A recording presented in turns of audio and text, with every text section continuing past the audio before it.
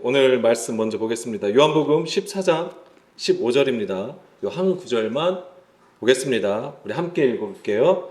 너희가 나를 사랑하면 나의 계명을 지키리라. 아멘. 자, 이 말씀 너무나도 자주 나눴던 말씀이기도 하고, 또한 우리가 당연하게 생각하는 것이죠. 우리가 예수님을 사랑하잖아요. 하나님을 사랑하잖아요. 그러면 당연히 하나님의 그 말씀을 듣고 지키는 것은 너무나도 당연합니다. 그런데 이스라엘을 통해서 보게 되면은, 이스라엘은 그렇게 하나님을 사랑하고 엄청난 섬김을 가지고 있었던 민족입니다. 그럼에도 불구하고 예수님은 그들을 향하여 외식하는 자들, 오히려 꾸짖어 그들을 책망하셨습니다. 그 이유는 무엇이었을까요? 그들의 외식함입니다. 겉으로 보여지는 섬김을 통하여서 그들 스스로가 하나님의 백성이라고 생각을 했던 것이죠. 우리가 그러한 것을 경계해야 하는 것이죠. 그것을 경계하는 방법은 우리가 많은 것을 알고 많은 것을 나누는 것에 있지 않습니다. 하나님의 영이 우리 안에 거하셔서 그 일을 나타내실 때에 비로소 우리가 하나님 앞에 온전하게 설 수 있다라고 하는 것입니다. 그래서 성경은 우리에게 가르쳐 주는 것은 낮은 곳을 향하여 가게 하십니다. 낮은 자가 되게 하셔서, 그 심령이 가난한 자가 되게 하셔서 하나님을 찾고 구하는 애통함을 가지게 하는 것이죠.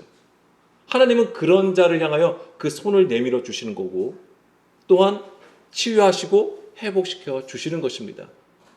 우리 스스로가 할 수 없기 때문에 그 아들 예수님을 우리 가운데 보내주셨던 것이고요. 예수님이 우리 가운데 오셔서 하신 말씀이 너희가 나를 사랑하면 나의 계명을 지킨다라고 말씀을 하신 것입니다. 오늘 이 말씀을 좀 더 나누겠습니다. 요한복음 3장 16절 말씀해 보게 되면, 하나님이 세상을 사랑하사 독생자를 주셨으니 이는 그를 믿는 자마다 멸망하지 않고 영생을 얻게 하려 하신다라고 말씀을 하셨습니다. 예수님이 우리를 사랑하신 방법은 무엇입니까? 십자가죠. 십자가를 지셨던 것입니다. 그렇기 때문에 이 하나님의 사랑은 너무나도 당연하다고 보는 거예요. 우리는 그 사랑을 우리가 가진 삶에서 나오는 섬김과 헌신을 통해서 이해하는 차원에 이해하고 있을 뿐이지, 그 진정한 십자가의 본질을 가지고 하나님의 계명을 지키지는 않고 있다라고 하는 것이죠. 그것이 우리의 연약함일 수는 있습니다. 그렇지만 하나님은 그것을 계속 우리에게 말씀하여 주신다고 하는 거예요. 그래서 너희가 어떤 힘과 능력을 길러서 하나님을 아는 것을, 더 많은 하나님을 아는 것에 너희들이 집중하라기보다는 무엇을 말씀하시냐면, 그냥 모든 것을, 너희들의 연약함을 알라고 하시는 거예요. 너희가 죄인이라는 것을 알라고 하시는 것이죠. 너희가 아무것도 할 수 없는 존재라는 것을 알라고만 하시는 거예요. 그러면 그 나머지는 하나님께서 하신다고 하시는 것이죠. 자, 오늘 우리가 이 하나님의 사랑을 알기를 원하지만은, 여전히 우리는 우리가 가진 교회에 헌신을 하거나 이웃을 섬기는 그 모습으로 우리는 하나님을 사랑한다라고 여전히 생각을 합니다. 물론 그런 섬김은 매우 귀한 것이죠. 그러나 성경은 근본적인 것으로 요한복음 14장 15절에서 보듯이 하나님 사랑은 이 하나님의 계명을 지키는 것에 있다라고 말씀해 주십니다. 그리고 이 개념을 사도 요한은 계속해서 요한복음과 요한일서에서 계속 우리에게 가르쳐주고 있습니다. 요한복음 14장 21절 말씀 볼게요. 가까운 데 있으니까. 나의 계명을 지키는 자라야 나를 사랑하는 자니, 나를 사랑하는 자는 내 아버지께 사랑을 받을 것이요 나도 그를 사랑하여 그에게 나를 나타내리라. 23절 예수께서 대답하여 이르시되 사람이 나를 사랑하면 내 말을 지키리니 내 아버지께서 그를 사랑하실 것이요 우리가 그에게 가서 거처를 그와 함께 하리라. 여기서 우리가 그에게 가서 거처를 그와 함께 한다라고 했을 때, 이것은 주의 안식처가 되는 것을 이야기하는 거예요. 근데 조건이 있습니다. 뭐냐면 주의 말씀을 지키는 것에 있다고 하는 거예요. 그 주의 말씀을 지키는 것이 곧 아버지와 아들과 함께하는 거처로 세워지는 것을 의미하는 것입니다. 그러면은 이것이 그냥 단지 그래 너희가 나의 처소가 될 거야, 안식처가 될 거야 라고 해서 되는 게 아니에요. 여기서 반드시 조건이 주의 계명을 지키는 것이라고 했잖아요. 여기서가 중요한 겁니다. 이것이 바로 십자가의 길로 행하는 것을 얘기하는 것이죠. 단순하게 우리가 항목 하나하나를 지키는 것에 있지 않습니다. 부족할 수 있어요. 지키지 못할 수도 있어요. 그렇지만 뭐냐면 낮은 마음을 가지고 주님께서 가르쳐 주시는 그 길로 행하여 나가는 믿음을 가지고 있는 것을 얘기하는 것이죠. 그 믿음 또한 들음이라고 하는 것입니다. 그것을 가장 잘 보여주신 것이 바로 예수님이잖아요. 그래서 예수님의 그 믿음이 우리 안에 올 때에 비로소 우리가 율법 아래에 매이지 아니하고, 즉 사람의 계명을 따라 살지 아니하고 그 영으로 행하여 주님 하나님을 영과 진리로 예배할 수 있게 되는 것이죠. 그것을 말하고 있는 것입니다. 자, 그리고 예수님은 주의 계명을 지키고 사랑하는 자에게 자신을 나타내신다라고 하셨습니다. 그렇죠? 그거는 21절 말씀이에요. 나의 계명을 지키는 자라에 나를 사랑하는 자인데 나도 그를 사랑하여서 그에게 나를 나타낸다라고 했는데, 이 주를 나타냄은 엠프 하니조라는 단어가 쓰였습니다. 근데 이게 뭐냐면 나타나는 것은 우리가 보여지는 것으로 인식을 하는 것이지만 이 단어는 N 플러스 화이노가 합쳐진 거예요. N은 뭐뭐 안에라는 뜻을 가지고 있고요. 화이노는 밝게 빛나다라는 뜻을 가지고 있는 것이죠. 그러니까는 여기서 포인트는 뭐냐면 우리 안에 빛이 있게 하신다고 하는 거예요. 그것이 나타내는 거예요. 그래서 그 나타나는 모양은 다양할 수 있습니다. 근데 가장 본질은 뭐냐면 우리 안에 빛이 있는 것을 얘기하는 것이죠. 그게 너무나도 중요한 것입니다. 그것이 그렇게 예수님이 나타내신다고 하는 개념이에요. 그래서 예수님은 우리에게 너희가 겉의 것을 중요하게 여기지 말라고 하잖아요. 마태복음 23장 26절 말씀에 보면 뭐라고 했습니까? 너희 안을 먼저 깨끗하게 하라. 그러면 겉도 깨끗하여진다라고 하는 것이죠. 그렇다고 우리가 보여지는 것을 뭐 아무렇게나 하라는 말이 아니에요. 당연히 사람으로서 지켜야 될 것들, 또 행해야 될 것들이 있잖아요. 그런 것은 기본적으로 하는 것이고, 더 중요한 것은 뭐냐면 우리 안에, 왜냐하면 가장 악한 것이 우리 안에 있다라고 말씀을 하셨잖아요. 그것이 무엇입니까? 육신의 생각이라고 하는 거예요. 그것으로 어떻게 해야 되는가? 그것을 먼저 깨끗하게 하라. 그런데 깨끗하게 하는 방법이 무엇입니까? 예수님의 말씀으로 되어지는 거잖아요. 다 예수님께서 다 가르쳐 주시고 말씀하신 것들입니다. 근데 여기서 안의 것을 깨끗하라고 했을 때 이 안이 의미하는 것이 무엇일까요? 우리의 마음에 안과 밖이 있습니다. 그런데 이 안이라고 하는 개념이 뭐냐면 보이지 않는 영역을 얘기하는 거예요. 보이지 않는 것. 그래서 성경에서는 보이는 것과 보이지 않는 것을 우리에게 말하고 있습니다. 보이지 않는 것은 무엇을 의미합니까? 하나님의 것을 얘기하는 거예요. 보이는 것은요, 사람의 것을 얘기하는 겁니다. 그래서 이스라엘이, 유대인들이 보여줬던 그런 제사와 성긴들이 다 뭐예요? 보여지는 것으로 우상이라고 얘기를 했던 거예요. 그렇지만 예수님이 말씀하신 것은 너희가 영과 진리로 예배를 해야 된다고 말하고 있는 것이죠. 그것이 어떤 예배의 형태나 모습이 아예 없는 것을 말씀하신 게 아니에요. 뭐냐면 그 중심이 하나님 앞에 합하여 서야 됨을 얘기하고 있는 것이죠. 그래서 이 우리 안에 빛을 두심은 주의 말씀을 우리 가운데 두셔서 분별하시는 것을 말씀을 하십니다. 그것이 바로 창세기 1장에 보여줬던 하나님의 창조 사역이에요. 그래서 우리를 구분하시는 것이죠. 빛과 어둠, 궁창 위의 물과 위의 물과 아래의 물, 마른 땅과 바다를 구분하여 세우시는 그 일을 말씀을 하시는 것입니다. 하나님은 그것을 오늘도 쉬지 않고 하나님의 거룩한 백성을 세우시는 그 일을 하시는 것이죠. 그렇기 때문에 우리는 오늘 주의 음성을 듣는 것에 집중하는 것입니다. 집중해야 되는 거예요. 하나님은 오늘도 변함이 없으세요. 오늘도 우리에게 주시는 양식이 있다라고 하는 것입니다. 그 양식을 먹는 게 우리의 신앙의 실체예요. 우리가 뭐 교회를 나오고 교회의 모임에 참석하고 선교를 하고 이런 것도 물론 중요합니다. 그러나 우리의 신앙의 모습은 뭐여야 되냐면 오늘 우리에게 허락하신 그 양식을 반드시 먹을 수 있어야 되는 것이죠. 지금 우리 교회에서 하고 있는 그 일이 바로 그 훈련이에요. 물론 보여지는 것이죠. 기도하는 거, 성경을 공부하고 묵상하는 거, 나누는 거, 이 모든 것이 다 보여지는 것이지만 이러한 과정을 통하여서 우리는 더더욱더 우리의 연약함을 깨달아 알아가는 것이고 그랬을 때에 우리는 하나님 앞에 더더욱더 의지하여 서게 된다고 하는 것입니다. 그 과정들이 너무나도 필요한 것이죠. 그래서 오늘 우리에게 주시는 양식을 통하여 오늘 우리는 하나님을 알길 원하고 주님이 우리 안에 계심을 인지해 나가는 것입니다. 그래서 오직 주 여호와의 율법을 즐거워하여서 그의 율법을 주야로 묵상하고 주의 뜻을 깨달아 선한 일을 나타내는 것이죠. 이것이 바로 예수님께서 나타내신다고 하는 부분이에요.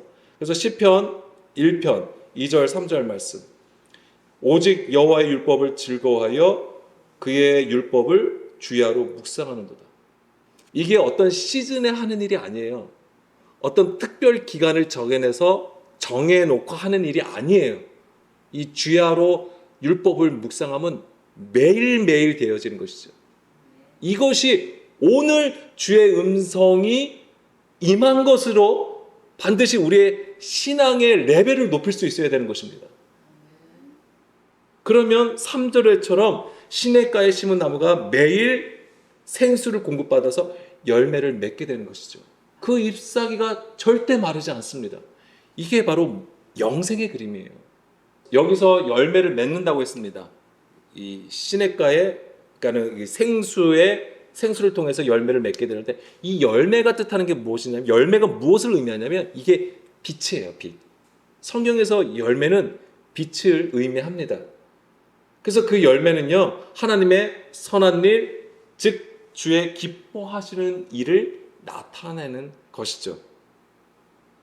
그래서 우리에게 주의 나타나심은 열매로 보여지게 되는데 그리스도가 그 첫 열매가 되셨어요.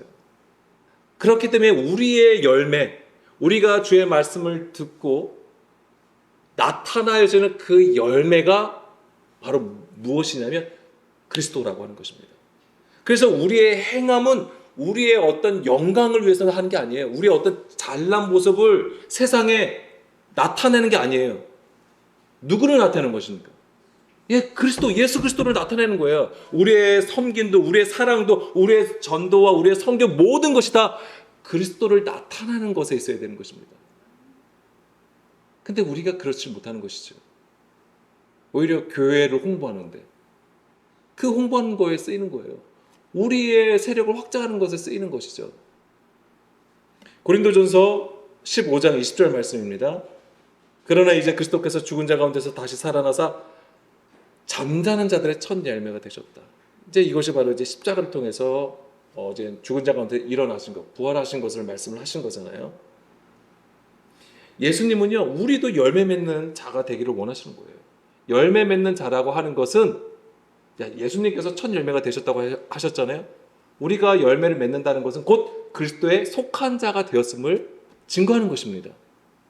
요한복음 15장 16절입니다. 너희가 나를 택한 것이 아니요 내가 너희를 택하여 세웠나니 이는 너희로 가서 열매를 맺게 하고. 예수님이 우리를 택하심은 바로 그 열매를 맺기 위해서라고 말씀을 하십니다. 또 내가 너희 열매가 항상 있게 하여 내 이름으로 아버지께 무엇을 구하든지 다 받게 하려 함이라. 우리의 구함을 얘기하는 게 아니죠. 우리 안에 하나님의 나라가 세워지는 것을 말씀을 하시는 것입니다. 그렇기 때문에 예수님은 기꺼이 십자가에 자기 목숨을 내어주신 것이죠. 그 원리가 이렇습니다. 요한복음 12장 24절 말씀이잖아요.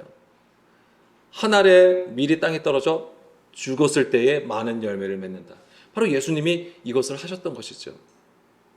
그 온전함으로 순종하셨기 때문에 하나님이 받으시는 합당한 열매가 되셨던 것이고, 또한 그 그리스도를 통하여서 그 안에 속한 자들로 하여금 하나님은 또 그 열매를 받길 원하시는 것이죠. 그것이 바로 제자들이었습니다. 또한 그 제자들을 통하여 또한 오늘 우리가 또한 하나님께서 받으시는 열매로 반드시 세워져야 하는 것이고요. 에베소서 5장 8절입니다. 너희가 전에는 어둠이더니 이제는 주 안에서 빛이라. 빛의 자녀들처럼 행하라. 이것을 달리 말씀드리면 빛의 열매가 되라고 하는 것이죠. 그럼 빛의 자녀들처럼 행하여 나타낼 것이 무엇인가라고 했을 때는 9절 빛의 열매가 있습니다. 바로 이 빛의 열매가 무엇이냐면 모든 착함과 의로움과 진실함에 있다라고 했는데요. 모든 착함, 이게 아가도시네. 이게 뭐냐면 온전한 선이에요. 온전한 선, 하나님의 기뻐하시는 일. 그리고 의로움이라는 것은 디카이 오시네. 하나님의 의, 사람의 의가 아닙니다. 하나님의 의를 말하는 것이고요. 진실함은 알레데이아, 진리를 가리킵니다. 진리예요. 우리가 말하는 그 진리, 참됨을 얘기하는 것이죠. 그러니까 빛의 열매는 다 우리로부터 나오는 게 아니에요. 다 하나님의 것입니다. 근데 하나님의 것인데 이게 그리스도를 통하여서 나타나진다고 하는 것이죠. 그래서 예수 그리스도가 보여주셨던 그 하나님의 선한 일, 하나님의 의, 하나님의 진리의 그 말씀으로 나타나는 것입니다. 그게 빛의 열매가 되는 것이죠. 이 빛의 열매를 가지고 있어야지만이 빛의 자녀로서 세상에 빛을 발할 수 있는 거예요. 우리의 선함으로 되는 게 아니에요. 우리의 할 수 있다라는 그 능력으로, 그 의지로 되어지는 게 아닙니다. 절대. 에베소서 5장 10절 주를 기쁘시게 할 것이 무엇인가 시험하여 보라. 너희는 열매 없는 어둠의 일에 참여하지 말고 도리어 책망하라. 이 책망하다, 엘렌코, 성령님, 예수님께서 성령님을 보내주셨고 그 성령님이 죄에 대하여, 의에 대하여, 심판에 대하여 세상을 책망하신다. 네, 같은 단어입니다. 책망하다. 반드시 이게 있어야 되는 거예요. 책망함이 있어야 되는 것이죠. 이 책망함이 무엇일까요? 주의 계명을 듣고 지키는 것이 책망을 받는 것입니다. 그냥 사실 혼난다는 개념 생각하면 우리는 사실 싫잖아요. 누가 혼나고 싶어 하겠어요. 그런데 주의 책망하심은 훈계하심이고 우리를 바르게 세우시는 하나님의 깊은 사랑이라는 것을 우리는 반드시 알아야 되는 것이고 그것이 바로 뭐냐면 주의 계명을 듣고 지키는 것이라는 것이죠. 그리고 13절, 14절 그러나 책망을 받는 모든 것은 빛으로 말미암아 드러나나니. 예, 바로 이 책망은 빛이라고 하는 것입니다. 그래서 이 책망을 받아야지만이 열매를 맺을 수 있는 거예요. 이 빛이 있어야지 우리가 열매를 맺는 것처럼 이 책망함이 있을 때 이 책망을 받는 자가 하나님이 받으시는 좋은 열매로 열매가 되는 것이고요. 14절에 그러므로 이르시기를 잠자는 자여 깨어서 죽은 자들 가운데서 일어나라. 그리스도께서 너에게 비추이시니라. 아멘. 예, 그래서 예수님이 빛으로 오시는 것입니다. 큰 빛으로 오셨던 것이죠. 그래서 그 빛이 어디에 계시는 거예요? 우리 안에 계신다고 하는 거예요. 그 안에 계심으로써 뭐 하시는 거죠? 그 열매를 맺기까지 계속 뭐 하시는 겁니까? 빛을 비춰주시는 건데 그 빛을 비춰주심이 그냥 따뜻하고 온화하고 그냥 사랑스럽고 이런 게 아니에요. 무엇입니까? 책망이라고 하는 개념을 아셔야 돼요. 책망이라는 개념을 가지고 그 빛을 받을 수 있어야 되는 거예요. 그래서 잠깐만 책망이라고 말씀드리니까 굉장히 다들 심각해지셨는데 좋은 겁니다. 이거 좋은 거예요. 네, 좋은 겁니다. 예. 솔직히 말씀드리면 한계예요. 성경에도 그렇게 책망이라는 표현을 썼고 저도 좀 더 나은 단어가 없을까 많이 고심해 봐도 역시 성경을 벗어날 수는 없어요. 예, 그게 책망 좋은 얘기입니다. 예. 하나님은요 그 진짜 아들에게 채찍을 드시는 거잖아요. 사생자는 훈계조차 하지 않습니다. 책망조차가 없어요. 그게 정말로 불행한 것이죠. 그래서 이 책망은 이 진리의 영으로 훈계하심이 되는 것이고 이것이 바로 주의 기뻐하시는 일에 참여하는 것이 됩니다. 예, 우리가 어떤 선한 일을 참여하는 것에 뭐 어떤 일을 하고 어떤 사역을 하고 이것에 사실은 물론 그것이 중요하죠. 사역을 해서 좋은 결과물을 내는 것도 중요합니다만 더 근본적인 것은 뭡니까? 그 책망함을 받는 것입니다. 그 받아서 주의 선함으로 나아가는 것이 더 더 중요한 것이죠. 그래서 이 책망을 들을 때에 좋은 열매가 될 수 있다. 이렇게 말씀을 드리고요. 그것이 바로 빛으로 드러나는 것이고 그것이 곧 주의 나타나심이 되는 거예요. 너무 중요한 겁니다. 다시 요한복음 14장 21절. 그에게 나를 나타낸다. 그래서 이 주의 계명을 지킨다는 말에는 주의 책망하심을 듣는 것이 포함된다. 이렇게 말씀을 드리는 것이고요. 그래서 우리가 오늘 주의 음성을 듣는 것, 그래서 그것으로 우리 안에 어둠이 물러가고 빛으로 인도함을 받는 것이 오늘의 양식이라고 하는 거예요. 그게 오늘의 양식이에요. 우리가 표면적으로 하는 것은 뭐가 있죠? 뭐 오늘의 양식 해가지고 이렇게 어플을 하면 매일 말씀 한 구절씩 주잖아요. 우리는 그것도 받고 오늘 우리에게 허락하신 말씀이구나 이렇게 생각하기도 하지만, 근데 그게 또 어떻게 보면 또 부적처럼 또 생각하기도 해요. 그래서 오늘 이 말씀이 오늘 나한테 어떻게 적용이 될까, 어떻게 일어날까 하면서 막 그런 게 그리고 또 그렇게 주는 말씀은 나쁜 말이 없어요. 다 뭐예요? 축복의 말씀만 있어요. 뭐 책망한다, 뭐 혼내킨다, 뭐 저주한다 이런 말씀 절대 없습니다. 다 잘 되는 일. 우리 인간사에서 다 잘 되고 성공하고 기쁘게 할 수 있는 말씀들만 온다고 하는 것이죠. 그렇기 때문에 이것이 부족 같다라고 말씀드리는 거예요. 부족이 아니라 부족입니다. 근데 하나님의 오늘의 양식은 그렇지 않습니다. 자, 세겜 땅에 아브라함이 세겜 땅으로 들어갔죠. 예, 그 세겜 땅으로도 들어갔지만 또 여호수아가 세겜 땅으로 갔을 때에 그 산 옆에 뭐가 있죠? 두 개의 산이 있죠. 그리심산과 에발산. 거기서 뭐 했죠? 뭘 선포했죠? 예, 축복의 말씀이 있고 저주의 말씀이 있다라고 하는 거예요. 저주의 말씀은 나쁜 건가요? 아니에요. 그렇지 않습니다. 다 우리를 살리시는 하나님의 말씀이 된다라고 하는 것이죠. 요한복음 14장 16, 17절 말씀이요. 조금만 더 나누겠습니다. 내가 아버지께 구하겠으니 그가 또 다른 보혜사를 너희에게 주사 영원토록 너희와 함께 있게 하리니 그는 진리의 영이라 세상은 능히 그를 받지 못하나니 이는 그를 보지도 못하고 알지도 못함이라. 세상은 성령을 받지 못한다고 했습니다. 그러면서 그를 보지도 못하고 알지도 못한대. 뭐냐면 우리가 깨닫지 못하게 되면, 우리가 깨닫지 못하는 것이 곧 성령을 받지 못함을 얘기하는 거예요. 진리의 영은요, 우리 안에 하나님의 영이 계시잖아요.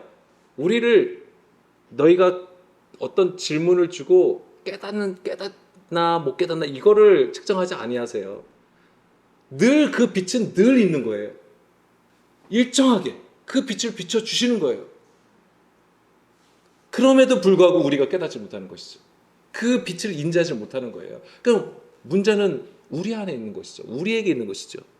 우리의 육신의 속함으로 인하여서 자꾸만 겉의 것을 보려고 하는 것이고, 또는 우리 스스로가 중간에 막힌 담을 세우는 것이죠. 그리고 그 중간에 막힌 담을 보고 스스로 뭐 하냐면 이것이 하나님을 위한 거다. 이것이 우리를 정결하게 하는 거다. 우리를 의롭게 하는 거다라고 얘기를 할 뿐이에요. 그러니까 속임을 당하는 것이죠. 절대 우리의 믿음은 그런 거짓의 믿음으로 세워지면 절대 안 됩니다. 오직 그리스도의 믿음만이 진실한 것이고 참된 것입니다. 네, 여기서 뭐예요? 그러나 너희는 그를 안다라고 해요. 아나니 그는 너희와 함께 거하시며 또 너희 속에 계시겠습니다. 여기서 그를 안다라고 하는 개념이 어떤 그림이 있냐면 결혼의 그림이에요. 결혼의 개념을 가지고 있는 거예요. 그래서 히브리어로는 야다죠. 그게 알다라는 뜻인데 이 알다는 경험으로 아는 것을 얘기하는 것입니다. 그런데 이것이 바로 뭐냐면 결혼하는 상태를 얘기하는 거예요. 신랑과 신부가 결혼하여서 그 얼굴과 얼굴을 보는 상태가 되는 것이죠.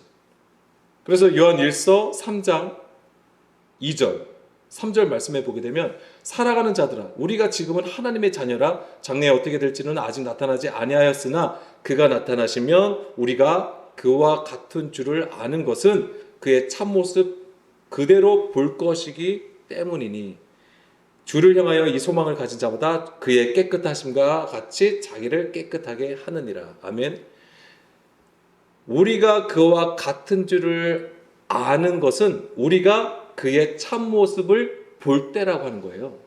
그러니까 우리가 그리스도를 아는 게 중요한 것이죠. 그리스도를 온전히 볼 수 있을 때에 비로소 나를 보게 된다고 하는 거예요. 그 전까지는 뭐예요? 나의 외식된 겉모습을 보게 된다고 하는 거예요. 그리스도를 통해서만이 나의 진짜 모습을 볼 수 있다. 고린도전서 13장 12절. 우리가 지금은 거울로 보는 것 같이 희미하나 그때에는, 아까 그러니까 요한일서 3장 그것과 연결해서 보게 되면, 그때에는 얼굴과 얼굴을 대하여 볼 것이요 지금은 내가 부분적으로 하나 그때에는 주께서 나를 아신 것 같이 내가 온전히 알리라. 아멘. 이게 언약적인 관계에 있음을 얘기하는 거예요. 언약적인 관계.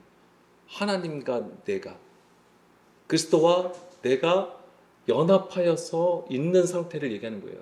이게 언약이에요. 결혼이죠. 그래서 우리의 얼굴을 가리고 있던 덮개가 제거됨으로써 온전히 알게 되는 것입니다. 이 날이 주의 날이 되는 거예요. 물론 궁극적으로는 한 날을 가리키는 것이지만 이것이 오늘 주의 음성을 듣는 것, 그래서 주의 영이 우리 안에 계시는 것이 바로 그날이 되는 것입니다. 그게 오늘이에요, 오늘. 그래서 오늘에 계속 그 연속을 가지고 있어야 되는 거예요. 그래서 우리가 주의 책망하심을 받는 것을 겁을 낼 필요가 없습니다. 아까도 말씀드린 것처럼 좋은 거예요. 우리를 뭐예요? 영생으로 이끌어 가시는 하나님의 방법이 되는 것입니다. 그래서 이것에 대한 소망이 반드시 있어야 돼요. 이 땅에서 어떤 소망이 우리에게 있습니까? 물론 우리의 삶에서 각자의 위치에서 중요한 것들이 많습니다. 물론 사람 관계도 그렇고 일도 그렇고 직장도 그렇고 그것을 막 여기라고 하는 게 아니에요. 다 중요한 것입니다. 다만 뭐냐면 우리가 항상 어디에 있든지 간에 항상 깨어서 주님께서 바라고 세우시려고 하는 그 자리에 반드시 있어야 된다고 하는 것이죠. 그래서 항상 주의 말씀으로 우리가 깨끗하게 되어지는 은혜를 누려야 되는 것이죠. 자, 마지막으로 요한 1서 3장 4절 6절 말씀을 보겠습니다. 죄를 짓는 자마다 불법을 행하나니 죄는 불법이라. 그가 우리 죄를 없애려고 나타나신 것을 너희가 아나니 그에게는 죄가 없느니라. 그 안에 거하는 자마다 범죄하지 아니하나니 범죄하는 자마다 그를 보지도 못하였고 그를 알지도 못하였느니라. 그럼 범죄하는 것 자체가 뭐예요? 그 하마르티아, 관역에서 벗어난 거잖아요. 그게 뭐냐면 주의 법에서 떠난 상태예요. 그러니까는 이 주의 법, 말씀, 그 영이 없는 상태잖아요. 그러니까 주를 보질 못하는 것이죠. 본다라고 한다면 그건 뭐예요? 그냥 겉의 것을 보는 것이죠. 나타나는 것. 그것을 성경은 우상이라고 얘기를 하는 겁니다. 여기서 없애려고 하는 거잖아요. 없앤다고 했잖아요. 그는 우리 죄를 없애려고 했을 때 이 없애다. 죄를 없앤다고 했을 때 이 없애다가 아이로 하나라는 단어가 쓰여 있어요. 아이로 히나라는 단어가 쓰여 있어요. 근데 이 아이로가 무슨 뜻이냐면은 들어 올리다라는 뜻이에요. 들어 올리다. 그러면 들어 올리다라는 뜻이 있고 치워버리다, 죄를 속하다라는 뜻을 가지고 있어요. 그런데 이게 기본 뜻은 뭐냐면 들어 올리다예요. 그럼 이게 뭘 의미할까요? 뭘 보여줄까요? 들어 올리는 거. 죄를 없앤다고 하는 개념이 뭐냐면 들어 올리는 거예요. 예수님께서 올리신 거가 무엇이죠? 십자가를 지셨음을 얘기하는 거예요. 이게. 이 아이로라는 단어가 그래서 어디에도 쓰여 있냐면은 요한복음 1장 29절. 세례 요한이 예수님을 보고 뭐라고 그랬냐면 보라 세상 죄를 지고 가는 이 아이로예요. 세상 죄를 지고 가는 하나님의 어린 양이다라고 하는 거예요. 근데 이것을 어디서 예수님이 보여주신 거냐면 십자가를 통해서 보여주셨다 라고 하는 것입니다. 그래서 십자가가 어떻게 되어 있냐면 땅에 있어요. 땅에서 어떻게 되는 것이죠? 세워지는 거예요. 그래서 땅에서 세워지는 것을 얘기하는 거예요. 그래서 이게 들어 올려졌다고 하는 거예요. 그래서 이게 들어 올려졌다고 하는 그림이 뭐냐면 십자가로 세워진 것을 얘기하는 겁니다. 그래서 이 십자가가 뭐예요? 우리의 죄를 없앤 거잖아요. 골로새서 2장 14절이 그거잖아요. 우리를 거스르고 불리하게 하는 법조문으로 쓴 증서를 지우시고 제하여 버리사 아이로 십자가에 못 박으셨다라고 하는 거죠. 그래서 뭐냐면 이게 실제 세워지면 뭐냐? 땅의 것, 흙이잖아요. 흙, 사람의 것, 땅의 것으로부터 어떤 거예요? 떨어져서 들어 올려졌다라고 하는 건데 이 개념이 뭐냐면 십자가를 통해서만이 그것이 되어진다라고 하는 거예요. 십자가로만 되어지는 거예요. 다른 건 더 없습니다. 그래서 우리의 구원이 십자가로 이루어진다고 하는 거예요. 그리고 그 십자가를 통해서 예수님이 죽으신 거잖아요. 그 죽으심을 통해서 성령님을 우리 가운데 보내주신 것이고 그 성령님은 우리를 뭐예요? 진리 가운데로 인도하여 가시는데 그것이 뭐냐면 우리 안에 육신의 구조를 계속 책망하여서 부서뜨리시는 거예요. 그래서 우리를 계속 뭐예요? 땅에 속한 자에서 위에 속한 자, 하늘에 속한 자로 계속 이끌어 들어 올리시는 것이죠. 그래서 십자가의 길이에요, 그게. 그건 고난이죠. 우리가 생각하는 꽃길이 아니에요. 그렇기 때문에 예수님께서 너에게 성령을 보내주시는 것이 유익하다라고 말씀을 하시는 겁니다. 자, 오늘도 우리가 이 성령님의 가르침을 받기를 원합니다. 뭐 매일 우리가 구하고 매일 지금 주님의 말씀 앞에 엎드리고 묵상하시고 또한 성령의 기름 부음을 구하고 있습니다만 정말 우리의 그 연약함을 더 깨닫게 해주시고 그래서 철저하게 세리와 제인들이 고백했던 것처럼 본인들이 제가 죄인입니다. 저는 감히 주님 앞에 나갈 수도 없는 존재라는 것. 그 애통함을 반드시 우리가 느껴야 됩니다. 알아야 됩니다. 그래서 주님 앞에 나가는 그 은혜를 우리가 온전히 누렸으면 좋겠습니다.